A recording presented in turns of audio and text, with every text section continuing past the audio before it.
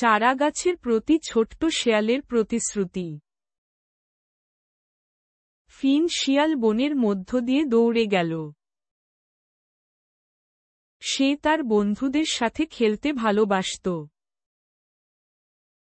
লম্বা ওক গাছটি তাকে ডাকল এবং খোঁট, ফিন, আজ তুমি কি আমাকে সাহায্য করবে? এবং খোঁট। ওক গাছের পাশে একটি ছোট চারা দাঁড়িয়েছিল। মৃদু বাতাসে এর পাতাগুলো কেঁপে উঠল। এবং খোঁট, দয়া করে আমাকে জল দিন। এবং খোঁট, ওক গাছ ফিসফিস করে বলল। ফিন মাথা নাড়ল এবং প্রতিশ্রুতি দিল। ফিন একটা ছোট একর্ন বালতি ভরে দিল। সে কচি চারাগাছটিতে জল ঢেলে দিল। উপরে পাখিরা কিচিরমিচির করছিল, সদয়ভাবে দেখছিল। এবং খোঁট, ভালো কাজ, ফিন। এবং খোঁট, তারা জোরে চিৎকার করে উঠল। পরের দিন, ফিন খেলতে গেল। খরগোশগুলো তাকে দৌড় প্রতিযোগিতার জন্য আমন্ত্রণ জানাল। সে তার ছোট্ট প্রতিশ্রুতি প্রায় ভুলেই গিয়েছিল।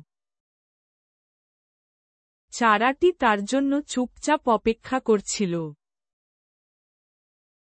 একটা নীল পাখি উড়ে এসে ফিনের দিকে এলো।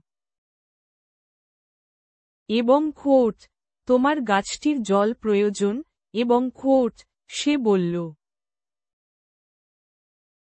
লজ্জায় ফিনের কান নুয়ে পড়ল। সে দ্রুত চারাটির কাছে ছুটে গেল। চারাটি তৃষ্ণার্ত এবং দুর্বল দেখাচ্ছিল। প্রখর রোদের তাপে এর পাতাগুলো কুঁচকে গেছে। ফিন সাবধানে জল ঢেলে দিল। এবং খোঁট, ধন্যবাদ। এবং খোঁট, ছোট্ট গাছটি ফিসফিস করে বলল। অন্যান্য প্রাণী দেখতে এসেছিল। হেজহগ, হরিণ এবং কাঠবিড়ালি জড়ো হল। তারা আরও বালতি জল এনেছে। তারা একসাথে চারাটিকে বেড়ে উঠতে সাহায্য করেছিল। দিনের পর দিন, ফিনের মনে পড়ল। সে খেলেছে, কিন্তু সবসময় ফিরে এসেছে।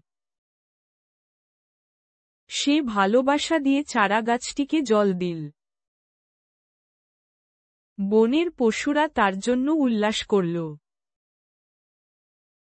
চারাটি শক্তিশালী এবং লম্বা হয়ে উঠল। তার ডালপালা আকাশ ছুঁয়েছে। ফিন তার প্রতিশ্রুতির জন্য গর্বিত বোধ করল।